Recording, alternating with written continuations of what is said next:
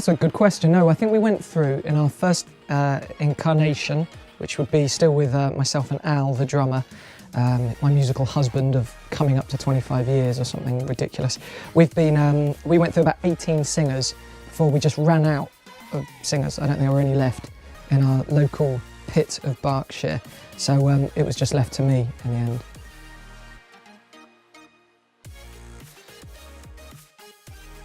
That is actually factually incorrect, but that's Wikipedia for you. Yeah. You know, it's fine. There've been worse things on there actually, so that's not a bad one. But I can see there's some confusion from it because Al and myself, in order to give ourselves the appearance of getting on with life, we thought we'd go to university, and we'd try and do that in America. So then we got to kind of combine the whole travel thing because we'd taken a couple of years out for the band and not got anywhere, and it was very frustrating. So we wound up going to Indiana, and that's where we kind of took the name the Hoosiers from. That's the nickname for the state.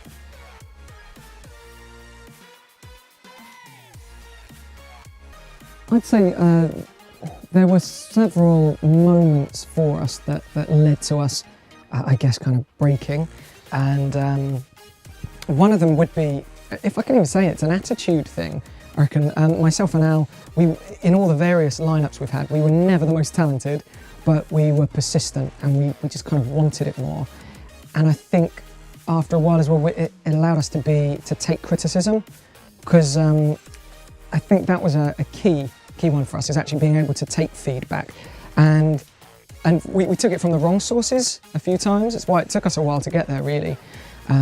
But as time went on, we met a guy called Toby Smith, and he was from the band Jamiroquai.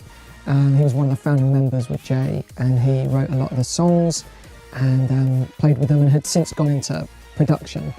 And he saw something in us which I'm still surprised about, because I mean, we were ropey then.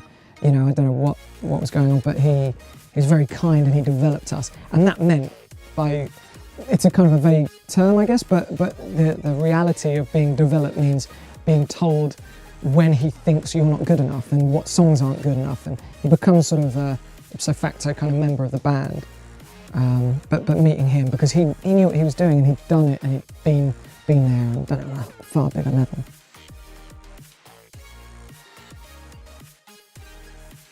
It was through playing around with other bands. We never felt part of the scene, because we weren't, but we had another group that we weren't actually friends with, but we saw them play and we just respected them, and they felt the same way about us. And then we started putting on a few nights and playing around, and so he was someone they were working with. And then being incredibly benevolent, this band were called Grace. They were signed to EMI in the end, but they didn't break as such. But they introduced us to Toby and had him come along to our gigs. And so really it was them being brilliant at sharing their sources.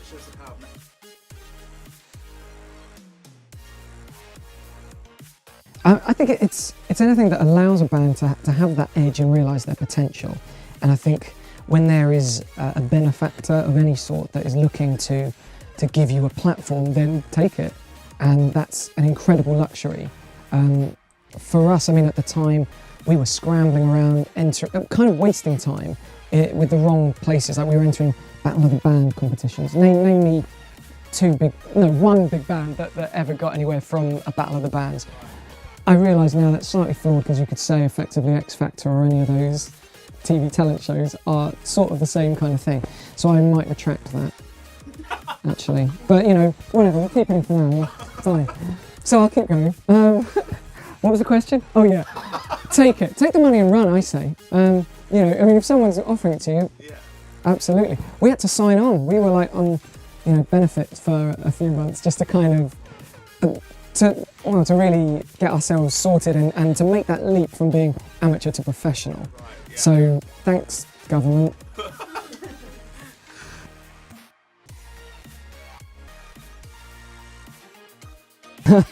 That's a good question. I mean, originally, this is going back, 24 years or something, with myself and Al and a couple of other players, and then we've had, plenty of lineup changes and name changes. I mean, we're talking about Templeton Peck, Mist, the Crafty Butchers. I mean, it took us a long time to get to a band name as bad as the Hoosiers. But you know, we've got a few more. The one I wish we always went with was Lukewarm, Conflicting Opinions. Really like that one. So that's the one that got away. Still, so yeah, in terms of lineup of members, so yeah, we had Martin on bass when we were signed, and yeah, and again for our Trick to Life album, he was an integral part, and we're still on friendly terms, and but I think we're going to keep it the two of us, and we have a revolving like players now, but that I mean, it's established we have like a bass and keyboardist who are like, it's like part of the band, but we don't pay them like that, so that's really important to us.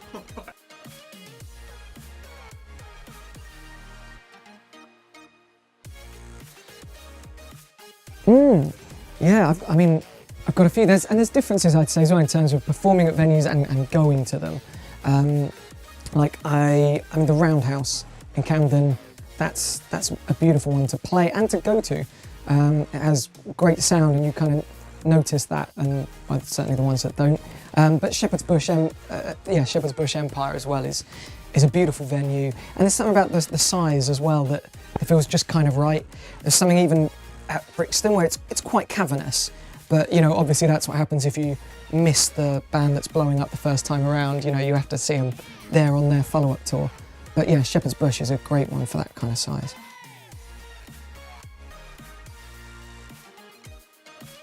I mean, the first ever gig was at Al's school, and we played Eleanor Rigby and Live Forever, and we butchered them mercilessly for an audience of bedazzled parents who were wondering what we were doing there. How old are you guys? Like 15, I guess, 14, yeah. I mean, we couldn't really play or sing. I mean, that would, even now, I mean, it's debatable, but you know, let's say at least another 10 years.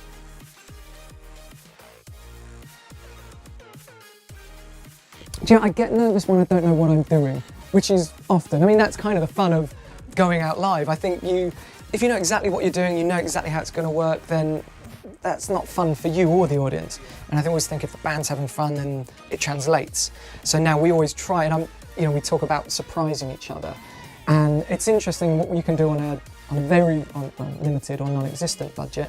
So I don't know, National Lottery, if you're listening to this. Just saying, we've got ideas, we've got plans, big ones. But you know, so if you can't quite afford the full-out confetti cannons, then we had a lot of fun on this last tour with the keyboardist just feeding me a banana whilst playing a solo.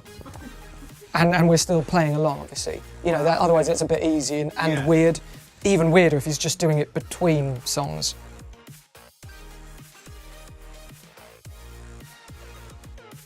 You'd have to ask someone who's relevant, I reckon. I mean, I'd say, no, that's an interesting one, because if you're determined to stay relevant, then you probably will, by keeping up with trends and completely evolving. I think it's very easy to then, there's a very fine line, I think, between being ahead of the curve and just following it. And I think for us, now that kind of how we make music has adapted for the Hoosiers, so we want to make music that we would listen to, and also not continue to make the same album. And that, I'd say, was actually perhaps a slight drawback, because it meant that giving us 10 years to develop our first album and how that sounded accumulatively, we were then under that pressure to come up with for us a new sound, because we didn't want to recreate the past. And I'd say that led to kind of problems really in the studio. So to congeal all that into a piece of advice and a useful sound bite for you, I'd say, in order to stay relevant, make the music you love. I'd say that's key, really, because otherwise, why bother? There are definitely easier ways to make a living, and you can always do music for a hobby or something. But I think people can tell, audiences aren't stupid, and they need to know that you're connected to what you're doing. And I think music should challenge you when you're making it as well. It should surprise you.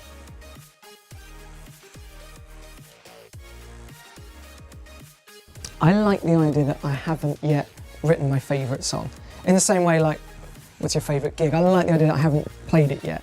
So it always gives that, there's a reason to get up in the morning. But I appreciate that is an unhelpful answer, so I will go with the song off our last album, and the song is called Up to No Good. And it's the sexiest number we've ever done. And I'm sure you can agree, if there's one thing you'd think the Hoosiers couldn't do, it's sexy. So I was as surprised as anyone.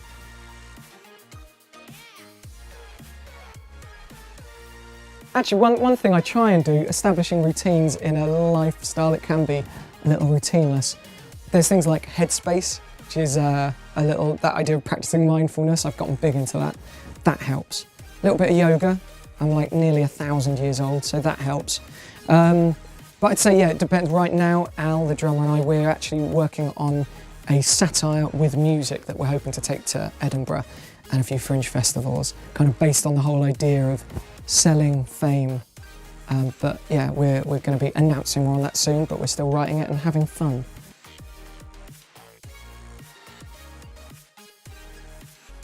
I would say practical advice would be just don't stop writing. I think that's a big mistake a lot of bands make. We've certainly made it loads, where you think, oh, we've written 5 songs. These are the best 5 songs in the world. Now we're going to go and gig them relentlessly. And actually, I'd say you're far better off writing another 5,000 songs. And by all means, go and gig, learn your craft on stage. But the song is king. That's what will get you noticed. And that's what will also get you ignored if it's not strong enough. So you really need to put that time in and put those 10,000 hours into writing songs.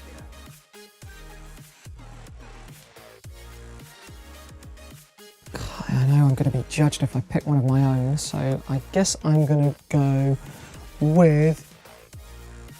Oh, that's really on the spot. I'm going to go with this song by Dave Dozy, Mick Titch and Lee, and it's called Snake in the Grass.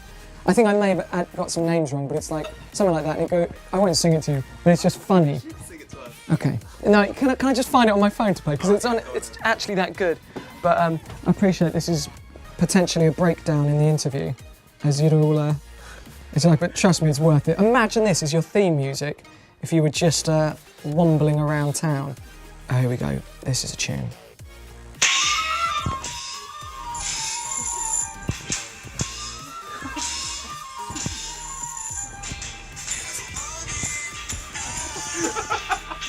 I mean, it's like, I'm thinking of it as like the whitest version of Shaft. That kind of thing, in my mind. I'm still like shafting it up a bit, but you know.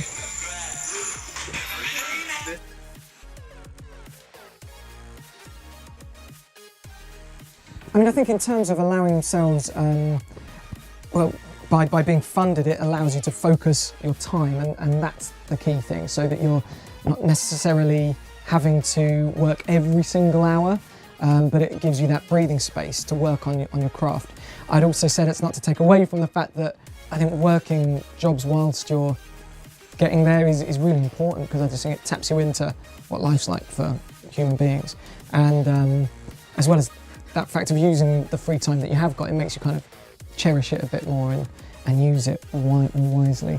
But yeah, I mean, I think in terms of as well equipment and gear, because it costs a lot, and although breakthroughs in technology are incredible, and it means even just since we started out, now you can make that album in your bedroom, but that requires equipment to do so, and then you need to learn how to do that. And don't get me wrong, there are great tutorials online, but you know, it affords you, I guess, by having that kind of backing, to go and learn your art and craft.